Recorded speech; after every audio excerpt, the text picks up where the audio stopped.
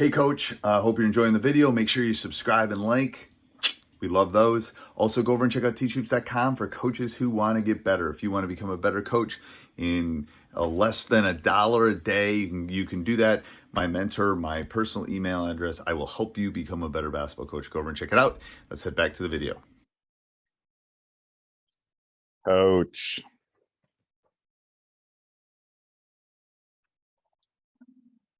Can you hear me?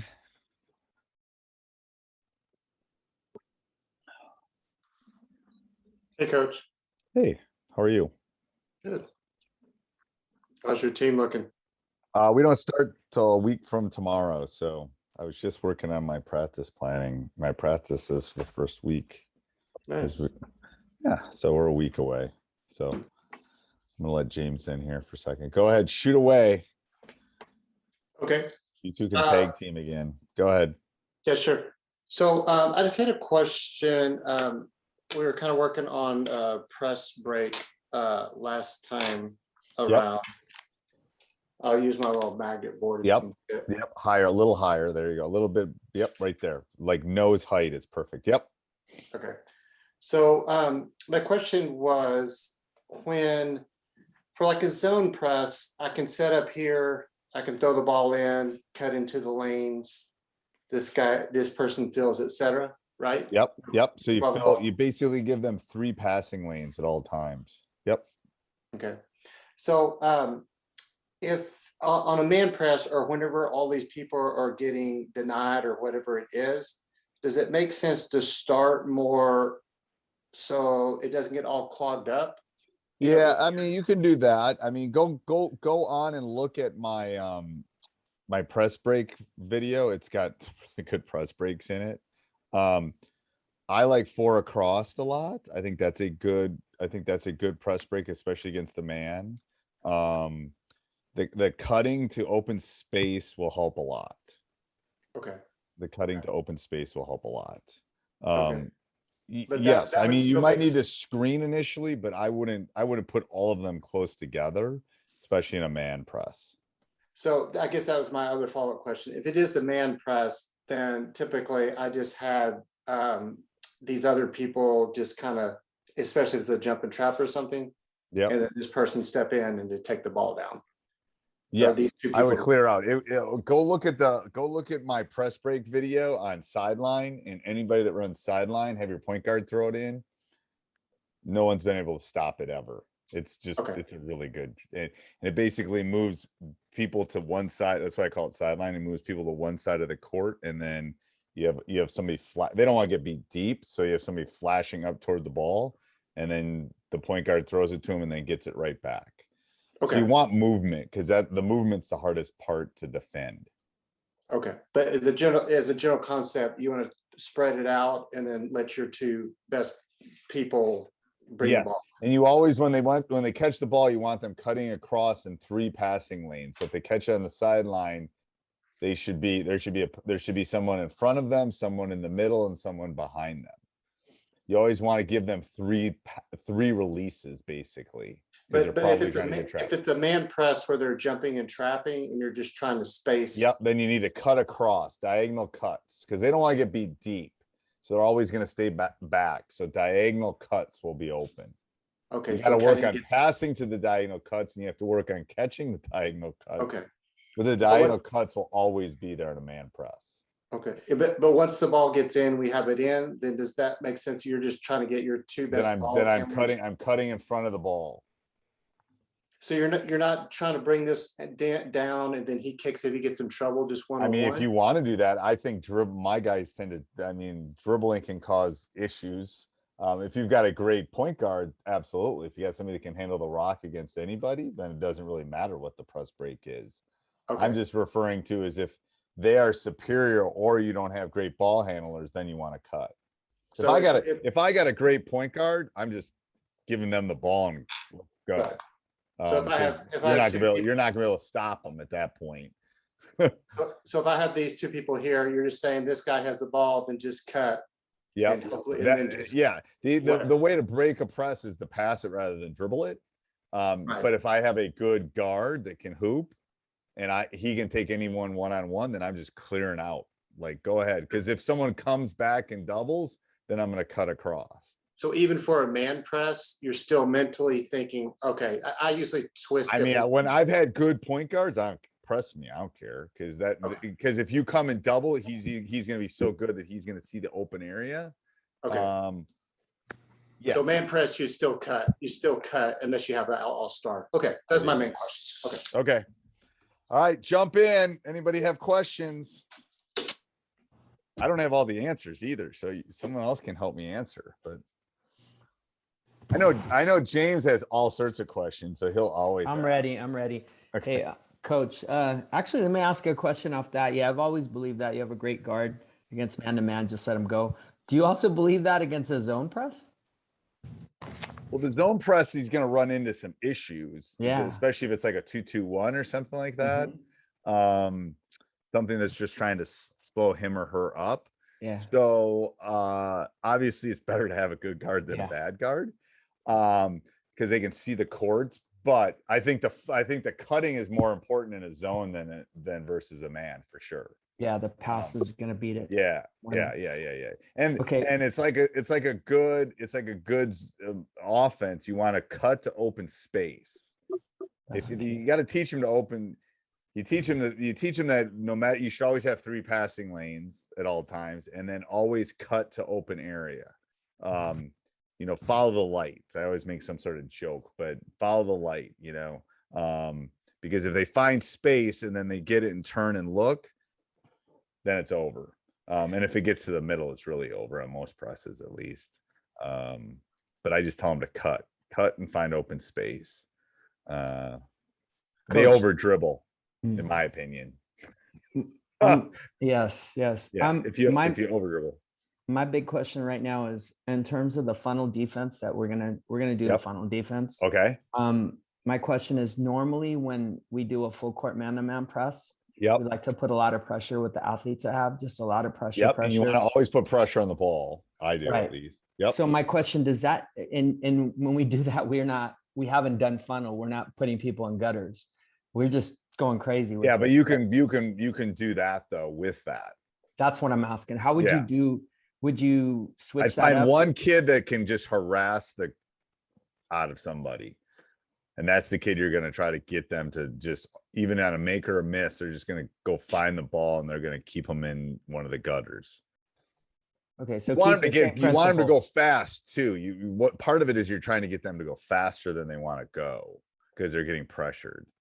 And So so it's going to be a little different because we're just going to, before we didn't use the gutter concept or keeping them out of the middle. It was just go get them. But now you're saying we can do the same thing, but just keep them in the gutters. And then try to keep them in the gutters. You're going to get out of the gutters, but you're going to hopefully get them going at a speed that they're not comfortable at, which is what you want. You want them to go faster than they want to go. Because what's going to happen is they're going to make a bad pass. This is from someone that's done this. They're going to make a bad pass. They're going to turn the ball over. They're going to do something not smart, basically, is what's going to happen. And then that's what you want to happen. But as a former point guard, I used to hate when people were hounding me the whole game. So that's why we always pick up and we're always on them for the entire 36 minutes in our games. But the entire game we're on their point guard, where we're on whoever's bringing the ball up. That will cause issues, even if you're not running and jumping. If you just do that and try to keep them in the outside of the court, if you don't do anything else, that will help a lot. Exponentially help from a math teacher. Hi. That makes sense? Okay. All right. Who's next? Just unmute yourself. If you have questions, someone else got to have questions. I know Mark and James will always have a question. Yeah, I could ask another one, but If anybody else, or you're just listening, okay, go ahead, Mark. so what are the varsity team? I'm coaching JV team, so we're going to try to implement kind of what the varsity's doing, and they like to do a 1-2-1-1 press. So you just kind of jump. A diamond and one. Diamond. Yep. Okay. Do you like the thoughts of like Don Showalter's, how he switches to a 2-2-1 when it doesn't go to the, goes to the opposite corner, or is that a little too complicated? I to try do to- like that. I also know that he deals with like USA basketball and really good players. So I wouldn't overcomplicate it initially. Yes. It's like most zones become 2-3s. You can basically morph a diamond and one into a 2. You can do that. I wouldn't worry about that initially. I'd worry. much. Maybe the second round when you see somebody the second time, but Okay. no, I So- did. That'd overcomplicate it. I'd undercomplicate rather than overcomplicate. Okay. So I remember you mentioned one time that you really don't like, or you've never had a lot of success with having a person on the ball. I thought you said that one time. You don't really do the full On a diamond? Yeah. Yeah, well, no, I've never had a lot of success literally running the diamond on the ball. That's what I'm I've talking always had to move it back to like the free throw line. And this was even with some of my really good teams. We could just never get into it fast enough. Okay. We were also playing other really good teams, so that was hard. So we always moved it just back a little bit and put the guard. The guard still harassed them, but everyone else kind of just shifted back. Okay. So I've always had a hard time with the guy on the ball, them not just going deep on it. So that just could be my inefficiency as a coach. I don't know, but I've just never had a lot of. So I guess my question is there any other thoughts besides just the basic setup? Basically it's a matchup zone, a 1-2-1-1. You basically pick up man, whoever's in your zone, try to get a quick trap in the short corner. And that's not, it's a matchup zone. You're taking whoever's in your area, right? Yes. And you got to talk through it a lot. And you can do like a 2-3 and do an easy one trap and done kind of stuff. I mean, there's little wrinkles that you can make it easy enough that's not difficult for them. But I would not overcomplicate a diamond in 1 and try to morph it into a 2-2. Okay. So one trap and then fall back into man or whatever. Yeah, one trap. I mean, I've run a diamond and I've trapped once, and as soon as we got they got the ball out of the trap, we were done, and then we went to something else. Okay. I've done 2 traps. I've done, no traps where we just kind of like, it's just enough to change the momentum of the game. There's such a rhythm to a game, and just, I've run man to man. I don't even know what we're going to call it this year, but I've run man to man where the first pass to the wing, we trap, and that's it. That's the only time we trap, and we'll get 4 or 5 turnovers a game because they just don't know when it's coming, and it's just, they panic and they throw it away. So you don't have in a certain alignment, you just have everybody picking up and then just trapping the first trap pass. Okay. Yep. Make it simple rather than more complicated, because it and they kind of know it, but they don't really know it like it. That's the hard part. So, I've done 2-3 zones. Whenever it goes to short corner, we trap. I've done a 2-3 zone. If the ball goes in the middle, we double. I mean, you can just make simple one thing rules and it will work. Okay. Thank you. It won't be that bad. Okay.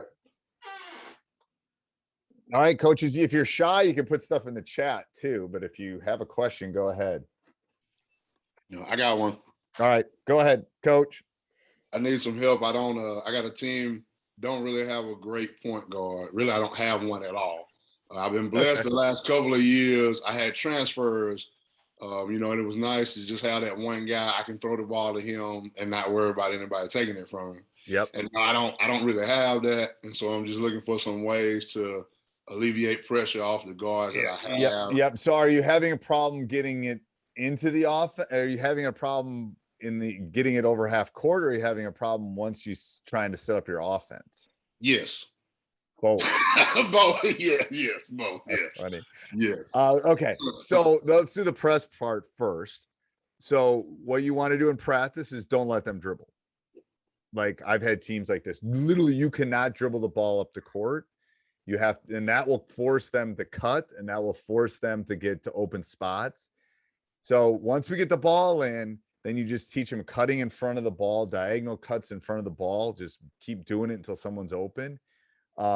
So as you can do that all the way over. Now, will they dribble a little bit in the games? Yes, but they'll always remember that this is their outlet. So that will take care of a lot of your turnover issues, because most of it is they trying to handle the rock and they can't. And then that's when they turn it over. So the rule is no dribbles until past half court, or at least. And then what kind of offense are you running on the half court? It's well, I got my assistant coach is I kind of given a lot of that over to him. Okay. In the spring and the summer, we ran Princeton. Okay. He put in Chin, and then we have like a little circle motion deal and a couple of different zone sets, which won't be, you know, that. And part. what's your biggest issue when they double you? They, just pressure on the ball, just having a guy that can settle down and get that first pass and get us into the set. And then once you're in the set, you're okay? Yeah, once we get into it, we're okay. Yeah, so my advice would be no dribbles until we're into it. The problem with ball screens and Chin is you're bringing another defender toward the ball. Agreed. That's the only issue I would have with setting a lot of ball screens, and especially when you don't have a good ball handling team and you're setting ball screens. It's like you're literally bringing someone toward you. And I'm not sure you want to do that on a regular basis. But that's what I would do. I would like no dribbles. This is like, it's almost like you're coaching a 6th grade youth team that is playing an 8th grade really good team. It's like they're going to try to get you going fast, and they're going to try to get you turning the ball over. And then when you practice that, I would make it harder on them by putting more defenders out there. Put 6 or 7 defenders out there. So when you're breaking, and then what we've done in the past is go on like 6 on 5, 5 on offense, 6 on defense until half court, and then have one of them jump off, or even 2 of them. And then once it gets into the half court, then we let them kind of try to run their offense. And then what I'll do is I'll have them stand by me, and I'll just throw them in there, because you want to get it used to what it feels like to be double teamed and it feels like the walls are caving in on them. I'm assuming that's what it feels like. And the problem is here's the issue too, is teams that I've had is you don't want those turnovers that end up in layups. That's the turn. So you tell them, when we're making a pass, I don't care if you throw it off our backboard or hit grandma under the basket. It's those cross court ones that kill you, because they steal it and then they get a layup. So you have to explain the difference in turnovers to them too. And we have done that. That's something we tracked last season. We tracked like live ball turnovers. Like, hey, we want to limit those to, hey, let's get it down to 1 per quarter, or 1. That's something they understand that. So that's good. So that's a big. If you've jumped that hurdle already, then that's half the battle, to be honest with you. Then I would just work on the no dribble part. I don't know. Is Coach any of the other? There's all these people here. Maybe they have a better idea than I do, but that's what I have found to be good. Thoughts about running a secondary break. I did 2 years ago. We did, and it was something that we did the first 5 minutes of practice every day. We ran it. Okay, and then I bet it worked, didn't it? It did. And then last year we didn't. Last year we didn't do it. Like I said, last year I had a really good one, point guard, and so we didn't. We just didn't have to. It was just get open. I'll tell you what we're doing this year. So here's what we're doing. We're going to try to get it up and get a shot up in the first 5 to 6 seconds. And then from 6 to 10, if you don't have it, you either have to pump fake and drive and then take it to the hoop or kick it back out. So the reason you were successful with the secondary is because you practiced it. I've never been that successful because I haven't practiced it enough. You got to do it every day if you want to do it, because it's literally part of your offense. So what we try to do is simplify it. All right, here's our goal. From 0 to 5 to 6 seconds, we're trying to try to get an open 3. If we don't have an open 3 in the first 6 seconds, then from 6 to 10, we're going to pump fake. We're going to drive to the basket. If they stop you, then we know we have your friends coming down the court and you're going to kick one of them, and see how that works. So we've tried to simplify it because I don't want to spend practice time on it. I want to work on other stuff. But yes, it will work. I like secondaries. I just have never spent the time that I've needed to get good at it, to be honest. Yeah, I don't like the middle trailer on a secondary break. I think it clogs the court. So I would not recommend that. I watched the film in COVID. I would we have him ball screen.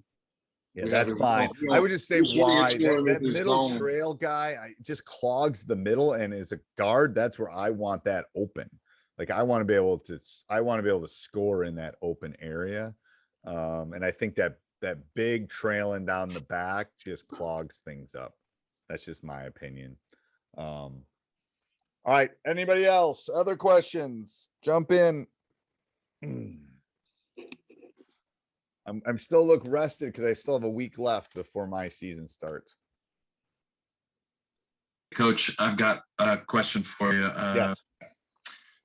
I coach girls varsity basketball, and fairly new. This is my 4th year coaching girls, and always been a motion guy. And I have found that girls just aren't quite as instinctual of players. So if I just go full motion, and reads just, it tends to be just too much passing it around. Yep. So I've been slowly installing this during open gyms, the read and react. What's your advice in terms of now that practice is just about to kick off? Like, so how many layers are you adding to the read and react? Well, right now I'm on layer 1, but it's because it's open gyms and I don't have many, Right. No time where everybody's there. I like to read and react. I think I would keep it really simple. I would do like 2 or 3 layers. Are you thinking you're going to want, because you're still running a motion with read and react is still a motion. Yeah. It just has some specific rules set to it. And that's why I like it. So because okay. Yeah. So I think that will work. I think I will I would just simplify it. I don't know if I have my rule set. I'll send you my cheat sheet that's just basically on 1/8. You send me an email tonight. After we're done here, I have my coaches meeting with my coaches. So you send me an email tonight, I'll send you my little cheat sheet, which is I got it all on a 3x5. And so I like it. I like that. But then going back to what you just said about the girls, then I would have some sets that you can rely on when you need some scores. Like I need my big to get a post touch. I need an open 3. I need a pick and roll or a lob kind of play. So I would have some of those that you could get really good at too, because the read and react's going to take you some time to get good at it. By 2022, you could be good at it. I would say, where they're confident you keep adding layers to it. But no, I love it. I mean, I think it's a great thing. I think it's just too complicated for most high school kids. That's why I've tried to simplify it down to like 3 rules basically. That's all my guys can do. And then spacing is the key. I like the spacing of the read and react more than the Princeton kind of. I don't like that necessarily that big on that opposite block. I think it clogs things up a little bit. But I do like the spacing of it. I would agree. Now there's exceptions. I've seen girls there was a Leilani who was at our school was more instinctual than anybody on my team just about.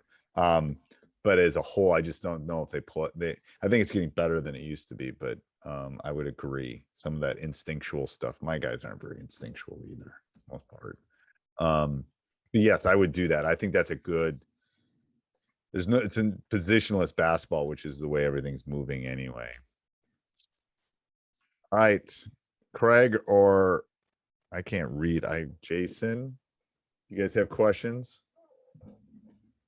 Jump in if you do. Coach, so I talked to you about our program, what was going on like last fall and last spring. So yeah, this freshman class is quite good, and we ended up with 4 freshmen on the varsity, and three or Okay. four of them are 3 or 4 of them are going to start. 2 of them are the best players on the team. Okay. 5 frosh went to the JV team, Okay. and then the So Friday before. that's 9 freshmen on JV and varsity. Oh yeah, and Okay. literally 2 more could be on the varsity. They're 9 of these girls are really pretty talented for our school. Okay. And then the Friday before tryouts, the frosh coach quits, resigns because she has to go take care of grandma, move out of the area. So they asked me to coach this team now. And so I've got 11 girls. I would say a couple of them have played basketball. One of them's fairly decent. And then I got a lot of kids that, like, some of them never even played basketball before. Yep. So here's what I would tell, because I've had this happen to before to other coaches. So you got 9, you're dealing with number 10 in a class is what you're dealing with, because there's 9 already bet. There's 9 and then better. the 11th one decided not to play for whatever so you're reason. dealing with 10 now. So what you need to do is, here's your goal all year, is you got to make it fun. You got to work on skills and fundamentals, and you got to hope that you can find 1 or 2 of them that can play someday. I'm just being honest. I do have one of the girls' moms played at UCSB. She walked in the gym. I'm like, holy cow, she's like 6'4". Yeah. So skill work, fun, and then work on shooting. Because if you can find a shooter in that group, trust me, those 9 can always use a shooter. Well, and that's what I wanted to ask you. A shooter or a big is what you need to find out of that group, in my opinion. Well, I've got one girl that's pretty amazing athlete. She doesn't know what she's doing, but she can run and she can jump, and she can go all over the place, but sometimes she doesn't know where she's going and when to stop. And, the ball goes all over the place, but boy, she's pretty athletic. You can't teach athleticism for the most part. No. I mean, you can, but you really can't. So that's the one work on her ball handling, work on her pressure on defense, make her like a defensive stopper. If you got any tall moms or dads, there's your next post. And then I'd try to find a shooter. That's what I would do. And you said fun, and I get that. And I've been working on, look, because to be honest with you, these are the 9 above this. You got to make it fun or you'll lose them at this point. Yes. So I got to figure out how to do that while teaching 2-foot jump stops, because they don't even know how to pivot left, pivot right, forward, reverse pivot.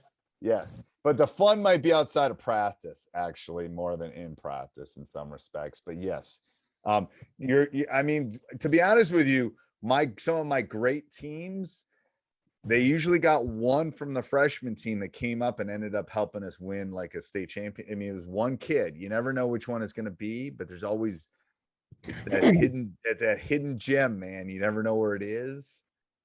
I mean, I had a kid. I just kind of wrote down things that like you said, dribbling and passing. But my biggest concern is we're going to face a bunch of teams that are going to press us. You're going to get killed. You're going to get killed, probably. Well, I got this one girl who's like 4 foot something. She's a decent little. She's pretty aggressive little stinker. Coach, if it's about wins and losses, then I don't know. I'd go buy a big bottle of something. What do you like drinking? That's what I would buy this year, because there's 9 girls that have already been moved up. I go to Bailey's and coffee is my. Hey, Coach, so happy you're liking the is my drink during basketball season. Bailey's, because the Bailey's gives me a little bit and the coffee keeps me up.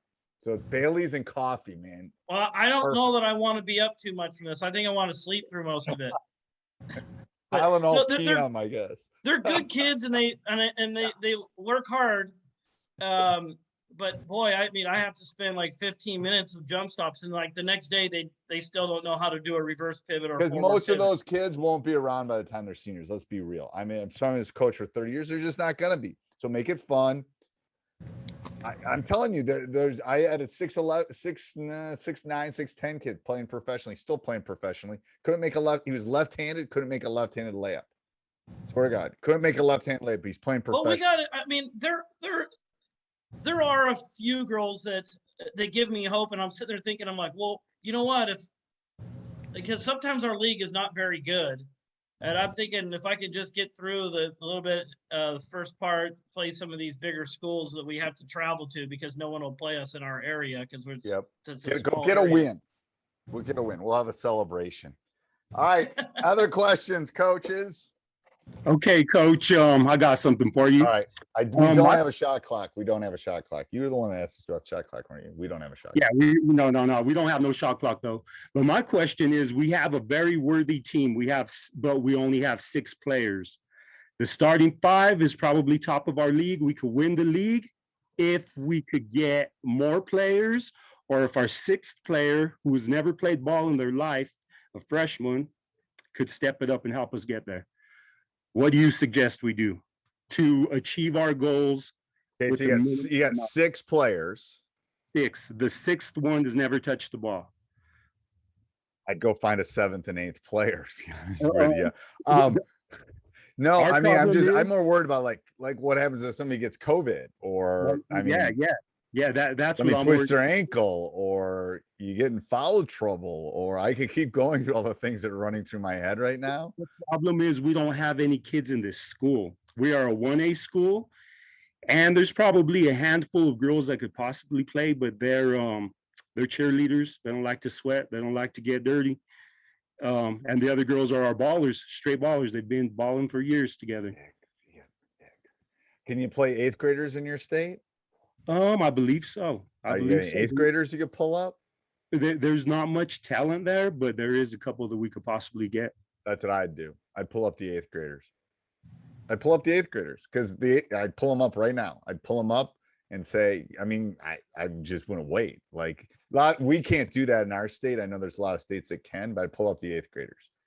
Okay. They'll Okay. get better. There's a couple reasons they're going to play, because you're going to probably beat, because it sounds like you have a good player. You're going to beat some people. Something's going to happen. I'm just telling you, something's going to happen. I don't know what it is. Something always happens. It's illness, it's ankles, it's mom wants me to stay home and study. Something's always happens. Trust me. Oh, So- I know. I'm worried. So that's why you don't want to go in with 6. You want to go grab a couple of the 8th graders. They'll think it's cool, make it fun for them. And yeah, I would do that sooner rather than later. I mean, Okay, I would say the but- minimum I would go into a thing with would be 7, and that's pushing it, to be honest with you. Okay, the only conflict now that I'm thinking about the 8th graders is it will interfere with their season, and then the 8th grade probably won't have a team. I'd pull up all the 8th graders then. There you go. I- There you go, Sam. Then, or I have the 8th grade coach come help be your assistant. And then, I would do something like, I'd be creative. Like, hey, come be my assistant. This will be fun for the 8th graders, blah, blah, blah. I mean, you can't. 6 is like, you just can't. I mean, that's a bad official away from forfeiting the game. I mean, yeah. Not that there are Exactly. bad officials, but there are. So, Everyone I've met. I had a mentor tell me once early in my coaching career, he goes, just Steve, assume every official is bad. And then when they do okay, you'll be happy.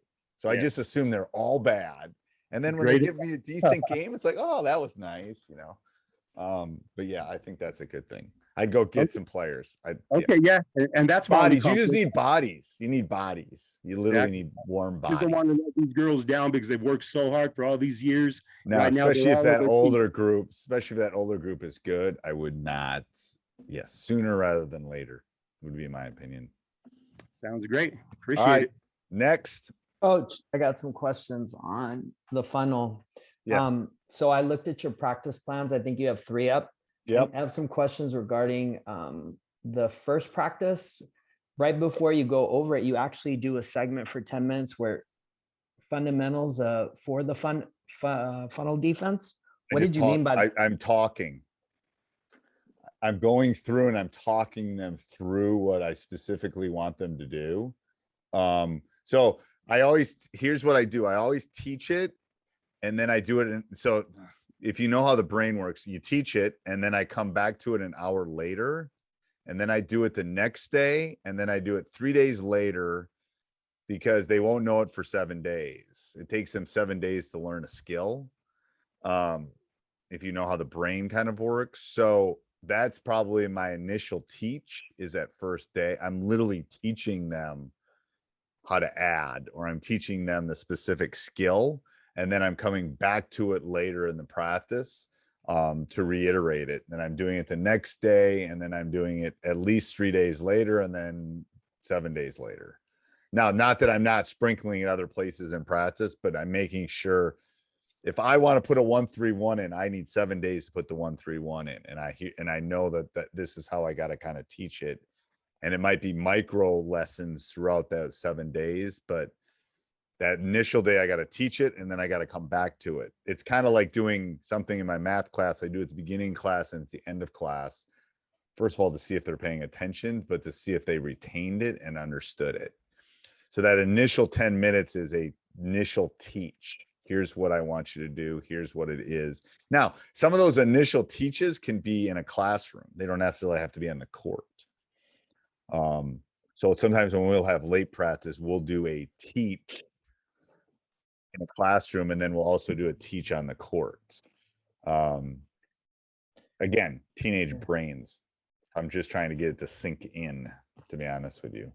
On your drill on one-on-one full court, Yep. it says number 1, offense tries to get the defender on their butt. Number 2, defender is giving enough cushion to try to keep them in the gutter. Number 3, offense can't pass half court, but it's a one-on-one full court. Yeah, so you just stop at half court. You stop at half court. You have it going both ways on both half courts. Oh, you're just not going to the other side is what you mean. Because I got people going on the other side. I'm okay. I'm trying to effectively use as much class time, time. And then you put defender gets beat, they call help, and the offensive Yep. player So must what I'm stop trying to him. do is I'm trying to put multiple things in one drill. So Okay. if you beat me and get around me and I call help, you got to stop. So it's Okay. forcing me to talk.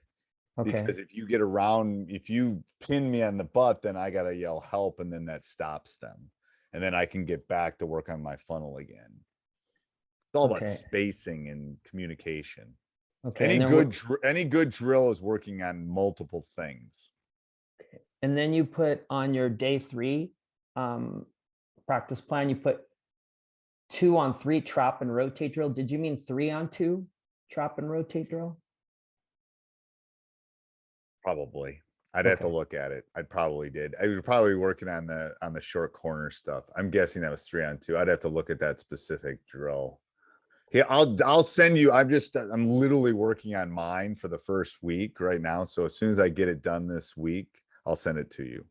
Okay, yeah. So you'll be sending more updates because I saw 3. I'm just following your practice plan. Yeah. Okay. I would go look at the drills and do the progression of the drills. Because you skipped. You didn't do progression. You kind of skipped around a little. Yeah, because I'm doing other stuff inside of that I didn't even show, to be honest with you. Like I'm doing testing and stuff. Yeah, all sorts of stuff that I'm doing that's not in that specific practice thing that I didn't, because it's not funnel related.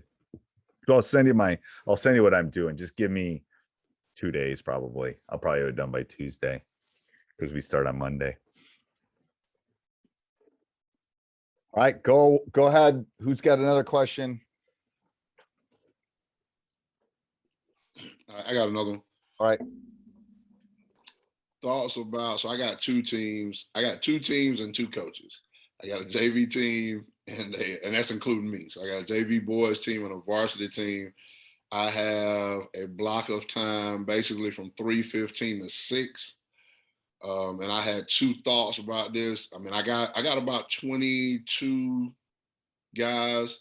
So I'm thinking my thoughts were this: 1, I could practice them all together, or I can split it and give like the JV boys, because there's a big gap between my JV team and my varsity team. I'm not saying my varsity team is really good, but my JV team, like, there's a gap.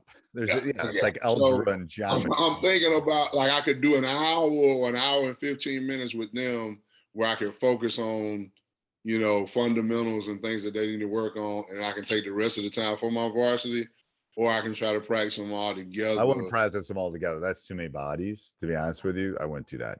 So here's what I would do is I would the ideal number for varsity practice, I'm convinced, is somewhere between 12 and 14. I think it's 12, but things happen.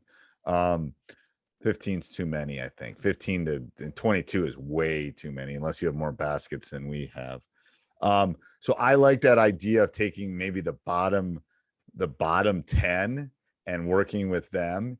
And then what you could use as a carrot is every day ask maybe one or two of them to stay to work with the varsity guys. Hey, you had a great practice today. You want to stay and hoop, blah, blah, blah. And then that will give them a little bit of a carrot to work hard in that initial stretch for you.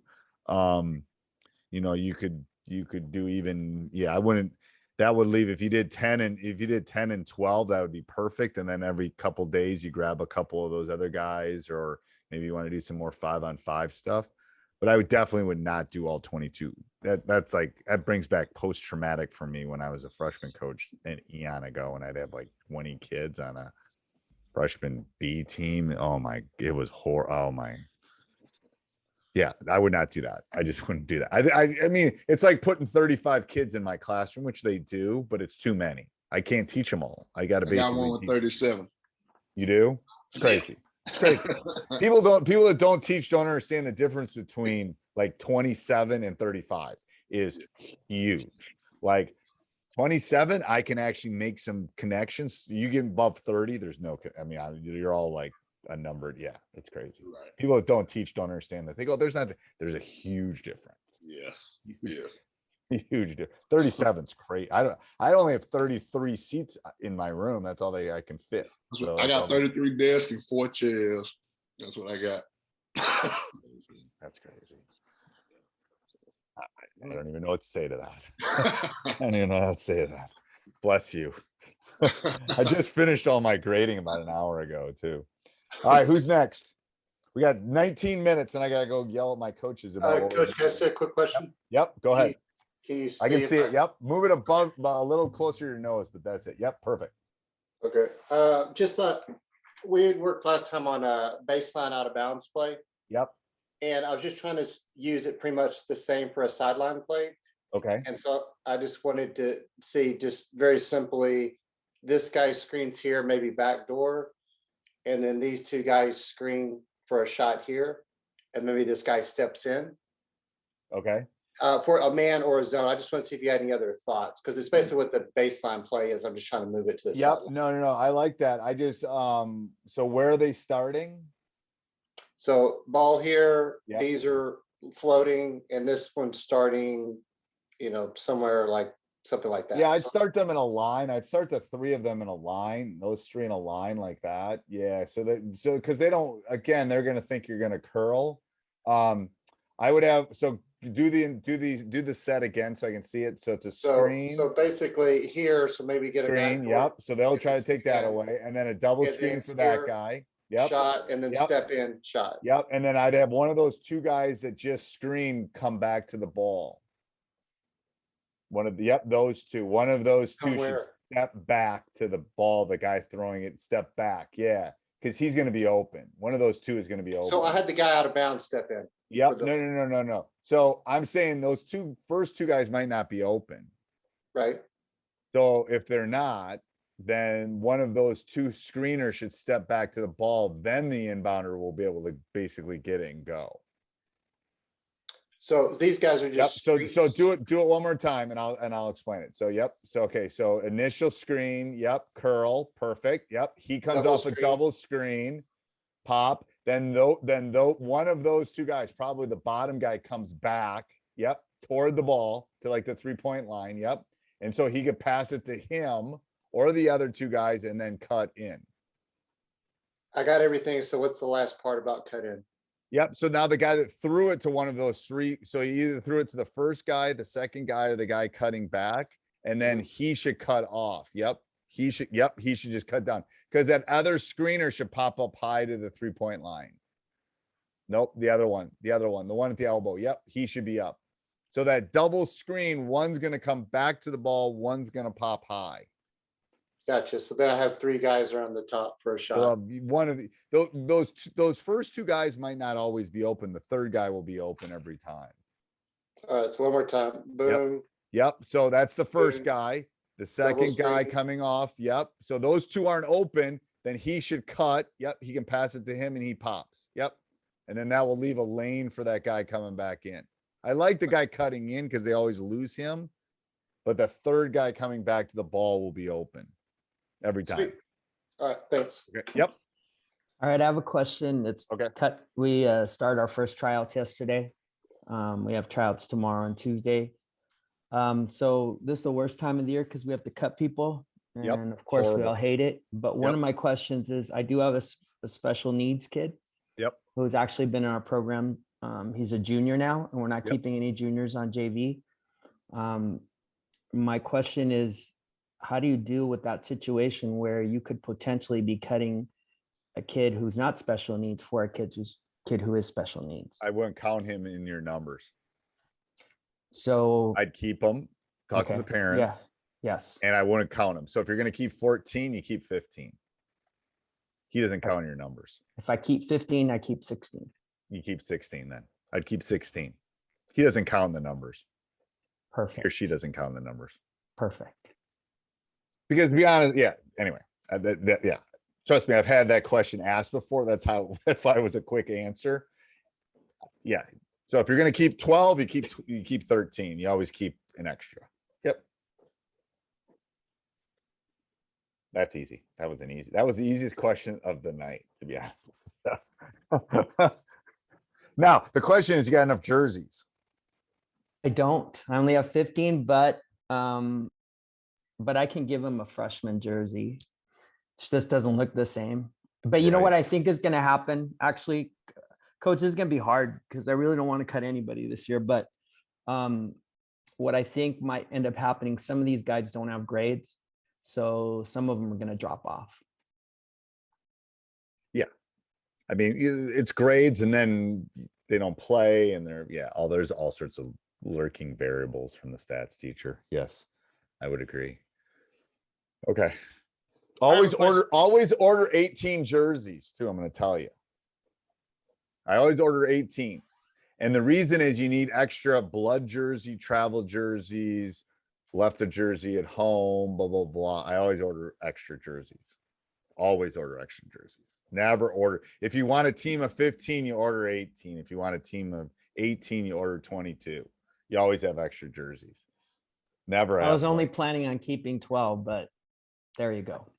So you were right then. So you did it right then. That was good.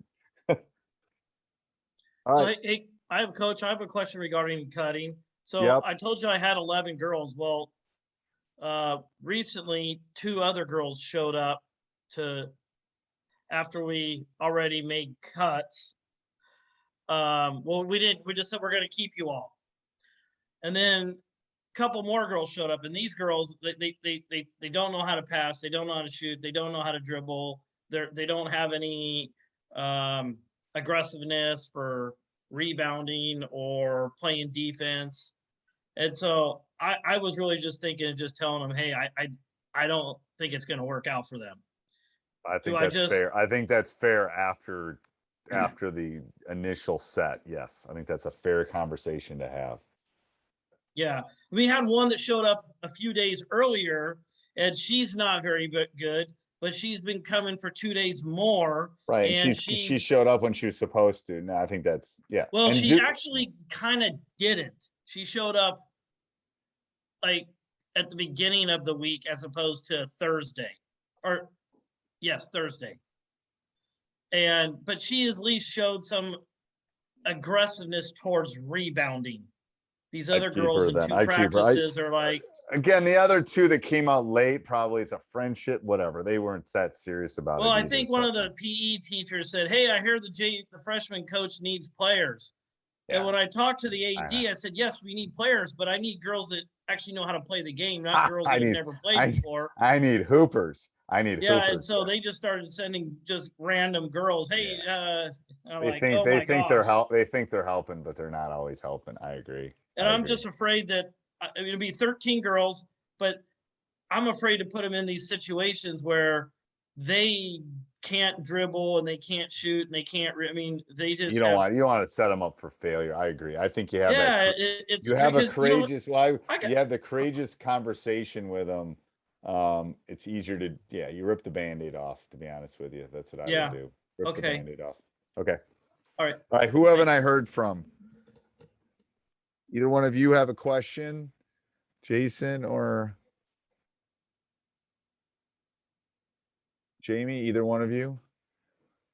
Go ahead.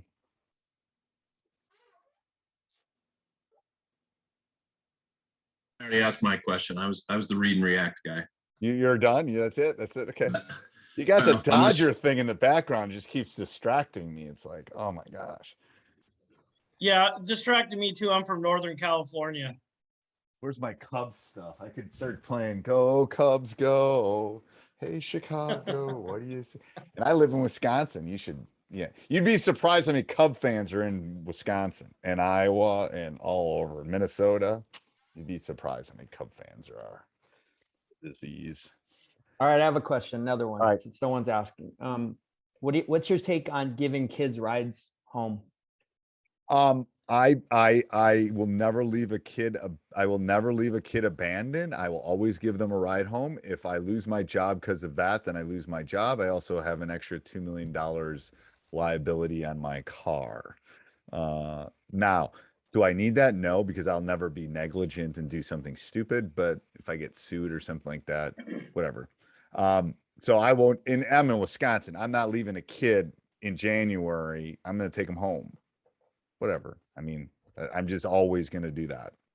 I'm going to try to do the right thing. And if I get sued for doing the right thing or something, or I get in trouble, then society's wrong, in my opinion. So I always give kids rides home, or I find them a ride home. Like sometimes my assistant will do it, or I'll throw them in a car with a parent or something, but I will never not give a kid a ride home, ever. Now, sometimes they don't want to get in the car with me because they played like crud or they were like whatever, but I will never leave them. Yes, I'm 100% do the right thing. Great movie, but do the right thing. And that's to give the kid the ride home. Now, I'm a guy's coach. If I was that would be there'd be a little different situation there, maybe. I haven't really thought about that if I was a girls coach, but anyway, so I always give them a ride home. They need it. And then I usually treat myself to like Chick-fil-A or something on the way home for doing it. Usually stop and get myself some food. But anyway. Good. All right. Yeah, Coach, quick question for Yes. like sideline out of bounds, trying to get the ball in, man pressure, like you're getting pressured. Do you Yep. just run a baseline play just to get the ball in, or any thoughts on that? Yeah, just stack it, man. Worst case is you can always stack a side out of bounds play because are you talking about going? Is it on your side? Is it a sideline going to your basket or sideline going the other way? I was thinking sideline going their way, just trying to get The other it in. way. They're gonna protect their basket, so you're gonna be able to get the ball in. Trust me. Yeah, just you can always stack it if you have to. Stack it and do, what do you mean stack it with? Put 4 guys in a line and have the first guy peel off, the next guy peel off. They don't know which way they're going to go, and they're going to protect their basket. They don't want to get. Oh, okay. We had talked kind of like we were talking about that, like in the gameplay, you line people up and they curl, screen. Yeah, that's easy to get it in. I mean, to be honest with you, probably the least amount of time I spend on anything is sideline out of bounds play to get the ball in. That's probably, I mean, not sideline out of bounds for is to score where it's at our basket. I do spend time on that, but sideline ball to get it in, spare very little time on that. But you could also just take a baseline out of bounds and just move it over there, so you don't really learn anything different. Yeah. Okay. Yeah. Well, okay. Yes. For you and I, it's not learning anything different. For them, as soon as you move it from the baseline to the sideline, it's like going from French to Spanish. Trust me, they have no idea. They're goldfish, man. It's 3 seconds and they forget it. Unless, I don't know. All right, I got time for one more, and then I got to take a potty break before. I'll do this next Sunday if you guys want again. This was a lot of fun, actually. Okay, done. It'll be good because I won't sleep next Sunday because it's the day before the first day of tryouts. So I'll send out another email next Sunday. All right, any more questions? Can you send the video? I will send this. Absolutely. If you send me an email, I will send it to you tonight. Okay. And then you can look at it. Yep. Perfect. Hey, actually, I do have one question because Okay. the biggest thing that I'm afraid of is these kids getting open. Do you have a specific drill that you use for working on L cuts, V cuts, that type of stuff to, kids I get wouldn't open? worry. I wouldn't, with your team describing it, I wouldn't worry about what the difference between an L cut or a V cut or any of that is. I would play a lot of 1-on-1 or 2-on-2 and a lot of small sided game stuff and let them figure it out. I would do a lot of, trust me, they'll figure out what an L cut is when they don't get open for 10 minutes. So That makes sense. I would do a lot of small sided games with the kids like that. A lot of small sided, like let them play. Oh my gosh. I tried to have them play 3-on-3 and one girl just stood there. She's like, what am I supposed to do? Yeah. So I do a And lot then the of girl goes and takes the ball to the basket. So I'm like, it is you're not literally supposed to do let them that. play. Like, so what you can do is you can differentiate skill sets. This is what I've done. And then I did this with my son when he was little. So you'd have 10 kids. You'd put 1 and 2 together and let them play 1-on-1, and you put 3 and 4 together. You don't tell them you're doing that. So you're putting 9 and 10 together. They have the same skill set. Makes sense. And then I know 1 and 2 and 3 and 4. I'll put 1 and 3 together and 2 and 4. I try to push their boundaries a little bit. Yeah. And then Darn once it, now I wish I had 10 or 12, not 11. Yeah, but then, well, put your shoes on, coach, man. Come on. Put your shoes on.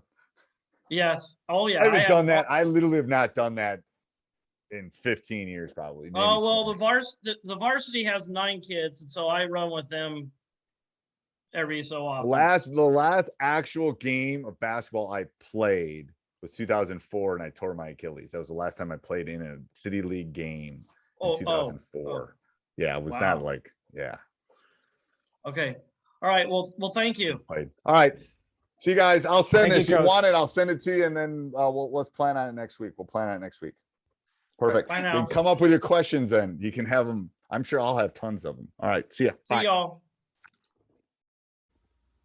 Hey, Coach, hope you're liking the video. If you are, make sure you hit like down below. That helps us a ton. Also, make sure you subscribe and hit the little bell up above. You'll get a notification every day when we put our new video up. Go over and check out teachhoops.com for coaches who want to get better.